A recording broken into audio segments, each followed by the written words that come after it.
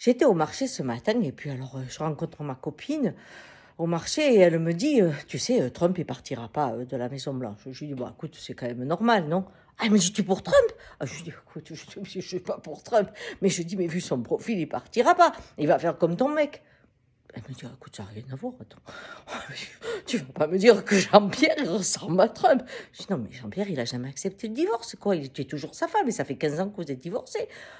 Ah oui, elle me dit: «Ah oui, ça c'est vrai, écoute, franchement, encore la dernière fois». J'ai dit: «Tu vois, Jean-Pierre, il est pas divorcé, 15 ans après, il est toujours ton mec.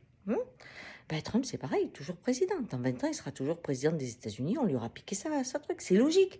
Ce mec, c'est lui qui se légitime. Qu'à chaque fois qu'il marche, il prend sa place. Tu as compris ça? C'est pas on lui donne une place, il prend sa place. C'est quand il était dans la 5e avenue, on s'est foutu de sa gueule. Quand il a créé les 2 tours les plus grandes, on s'est foutu de sa gueule. Il a été président des États-Unis, on se fout de sa gueule. C'est un mec qui a une blessure narcissique énorme. Il faut qu'il prouve tous les jours qu'il est légitime et qu'il prend sa place.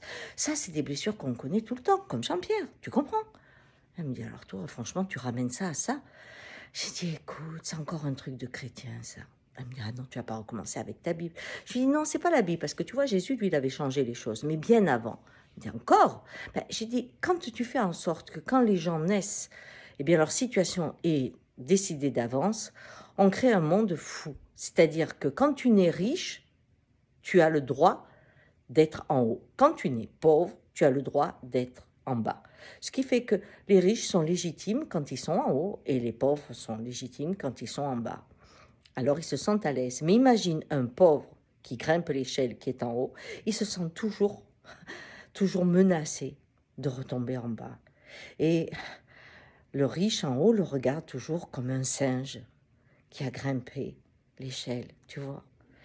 Et ça, malgré le siècle des Lumières, malgré le fait qu'on sait que les hommes ont tous une place en naissant parce qu'ils sont enfants de la terre, malgré le fait qu'on sache que la vie, c'est de la transformation tout le temps, malgré le fait qu'on sache qu'on est tantôt un prédateur, tantôt une proie, malgré toutes nos connaissances, eh bien, il y a des vieux schémas qui restent. Cette fameux livre qui fait qu'il y en a qui naissent en haut, qui naissent en bas et que tout est déjà écrit.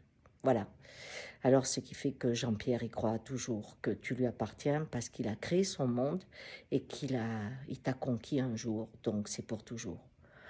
Eh ben, dis donc, quand je vais dire aux enfants que Jean-Pierre c'est Trump, il faut éclater de rire, tu vois, parce que nous, on est plutôt fauchés. Voilà, bon, ben voilà, allez, bon samedi. Elle était pas cool aujourd'hui. Ciao.